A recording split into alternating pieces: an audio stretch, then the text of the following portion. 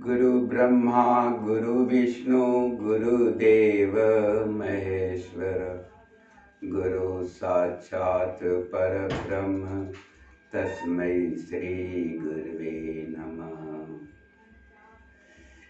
एक बार की बात है, शंकर जी ने जहाँ पे तपस्या किया था वहाँ पे नारद मुनि अचानक भ्रमण करते हुए आए और वहाँ पे वो बैठ गए और तपस्या करने लगे। तपस्या करते बहुत समय बीत गया और उनकी समाधि नहीं छूटी। अचानक देवता लोग आए, भ्रमण करते हुए देखा नारद जी तपस्या कर रहे हैं, तो वो लोग जा कर के स्वर्ग लोक के राजा इंद्र से बताए कि मृतलोक में नारद जी तपस्या कर रहे हैं, पता नहीं उनको क्या चाहिए, क्यों तपस्या कर रहे हैं। नारद इंद्र ने आकर के जब देखा तो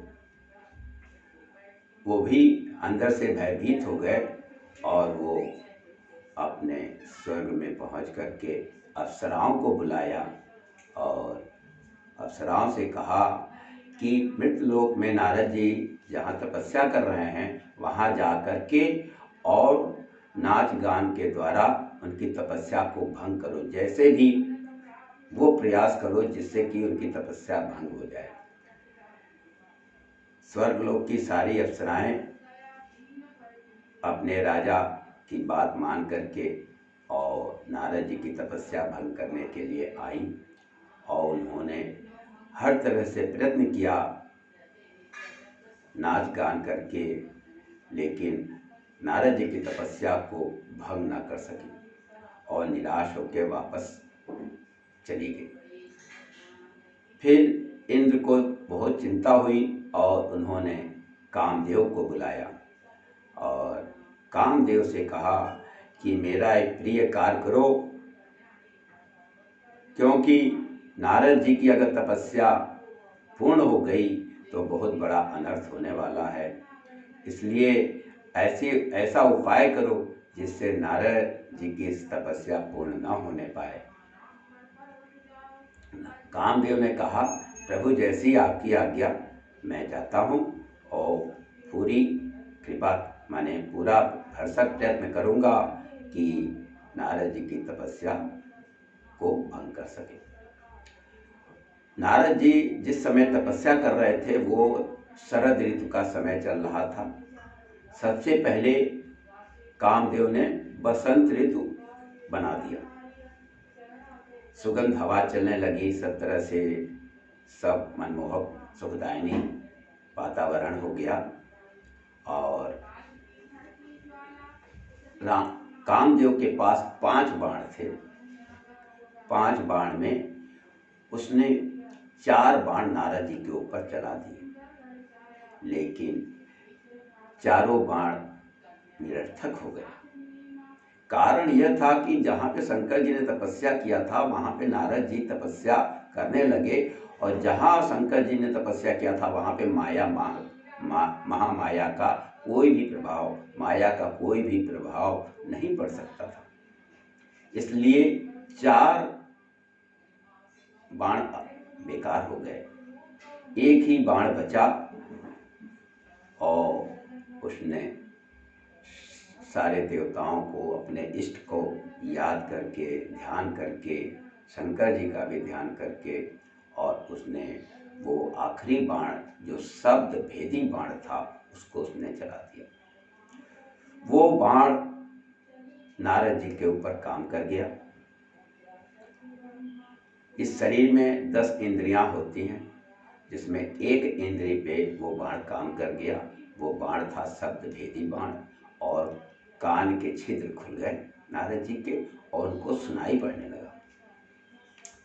कामदेव जब जान गया कि ये बाण मेरा काम कर गया तो वो हाथ जोड़ करके और नारद जी से प्रार्थना करने लगा, प्रभु मैं समझता था इस संसार में जग विजयी मैं ही हूँ, लेकिन प्रभु आप जीते और मैं हारा।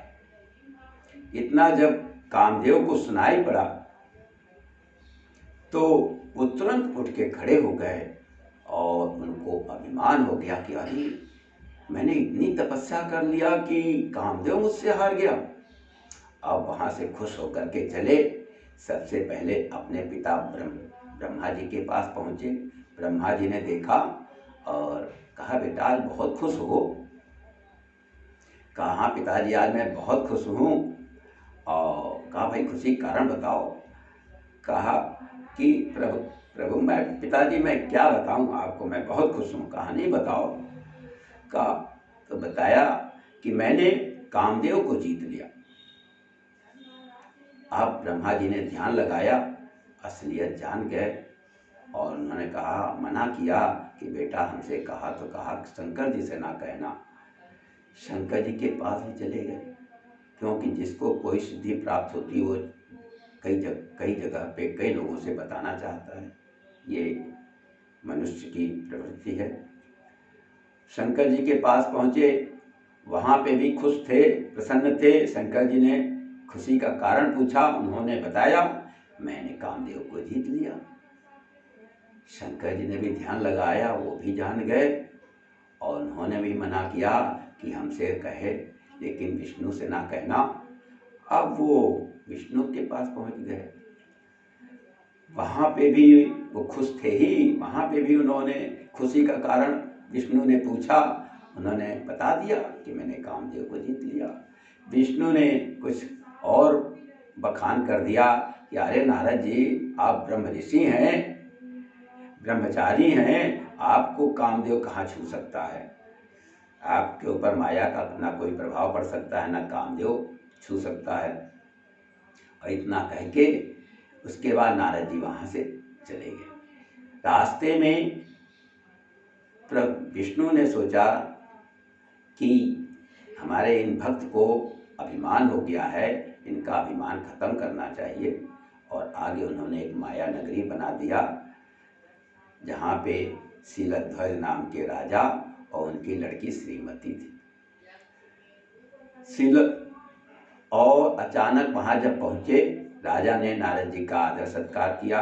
उसके बाद अपनी लड़की को बुलाया और कहा, प्रभु आप इसका हाथ देखिए और इसके जीवन में दुख और सुख बताइए। देखा और तो नारद जी ने जब हाथ देखा तो उसके में था, देखा ऐसी रेखा थी कि जो इससे शादी करेगा वह अजर अमर हो जाएगा और उसके यहाँ कभी लक्ष्मी की कमी नहीं होगी, अपार धन धान से घर भरा रहेगा और अजर अमर हो जाएगा।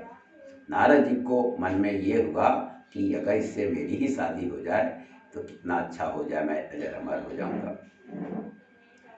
और यह सोचकर अब लगे प्रभु विष्णु भगवान को याद करने, और इतना मन से याद किया कि विष्णु भगवान वहीं पे प्रकट हो गए। देख करके बहुत ही खुश हुए और उन्होंने रामायण की एक चौपाई आती है, उन्होंने यही शब्द कहा, जय विधि होई नाथ हित मोरा, करहु सो बेग दास मैं तोरा। हे प्रभु मेरा वो उपाय कीजिए जिससे कि मेरा हित हो, क्योंकि मैं आपका दास हूँ। और इस प्रकार से उन्होंने जब वर मांगा तो शरीर तो अपना दे दिया विष्णु भगवान ने, और जो मुंह था वो बंदर का दे दिया, बानर का। ये बात नहीं जान पाए और कोई नहीं जान पाया। और जब ये सभा में पहुँचे, खुश तो थे ही क्योंकि प्रभु ने वरदान दे दिया था, रूप दे दिया था अपना। जब पहुँचे तो सबने नारद समझ करके सबने इनको प्रणाम किया। केवल जो राजा की लड़की श्रीमती थी उसने ही इनका रूप देखा, जो बंदर का। और शंकर जी के दो गढ़ थे, जय और विजय, उन्होंने इनके रूप को देखा। बाकी और सबने नारद देख करके सबने प्रणाम किया। और उसके बाद जब वहाँ पे स्वयंवर चल रहा था तो विष्णु भगवान मनुष्य का रूप धर के आए और श्रीमती ने उन्हीं के गले में माला डाल दिया और वो लेकर के चले गए। उसके बाद अब ये नारद जी बेचैन थे। शंकर जी के गणों ने बताया, जाके अपना पहले शकल तो देखो। शकल कुएं में झांक के देखा, अब वहाँ से क्रोधित होकर के चले और विष्णु के पास जब पहुँचे तो उन्होंने बहुत अनाप शनाप बोला। उन्होंने कहा, तुम छलिया हो, समुद्र मंथन में अमृत और विष निकला, विष राक्षसों को पिला दिया, दैत्यों को पिला दिया, और अमृत देवताओं को तुमने दिया मोहनी रूप धर करके। तुम बहुत ही छलिया हो। जाओ, मैं तुम्हें शाप देता हूँ कि जिस प्रकार से मनुष्य का रूप धर करके और तुमने मेरे साथ छल किया है, वैसे ही तुमको 3 बार मनुष्य का रूप धर करके मृत्यु लोक में आना पड़ेगा। और जिस प्रकार से मैं स्त्री के वियोग में दुखी हो रहा हूँ, उसी प्रकार से तुम्हें भी स्त्री के वियोग में दुखी होना पड़ेगा। और जो ये बंदर का रूप मुझे दिया है, यही बंदर तुम्हारे सहायक होंगे।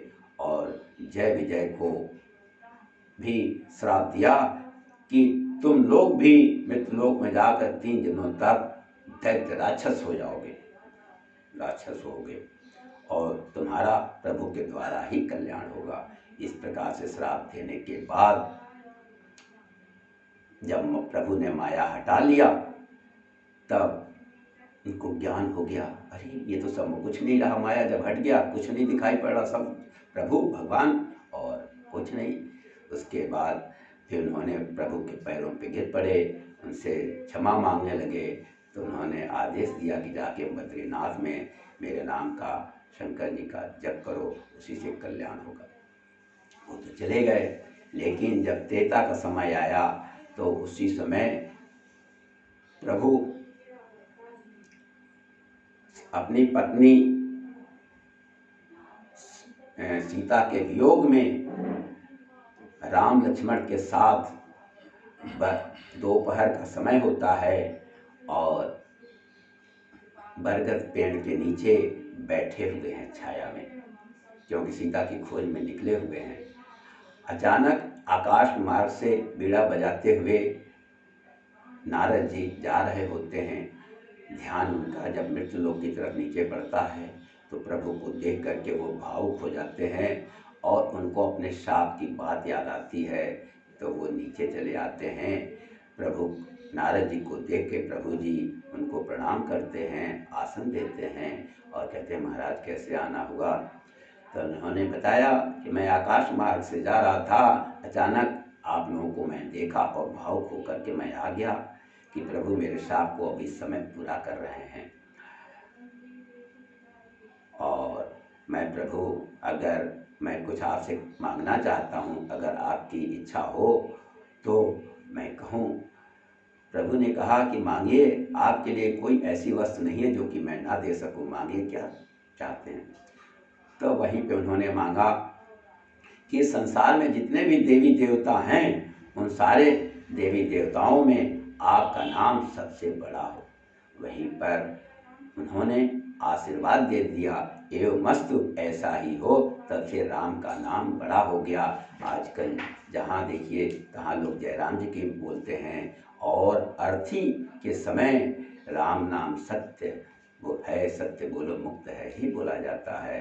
राम का इतना बड़ा प्रभाव है कलयुग में कि राम का नाम लेने से आदमी मुक्त हो जाता है।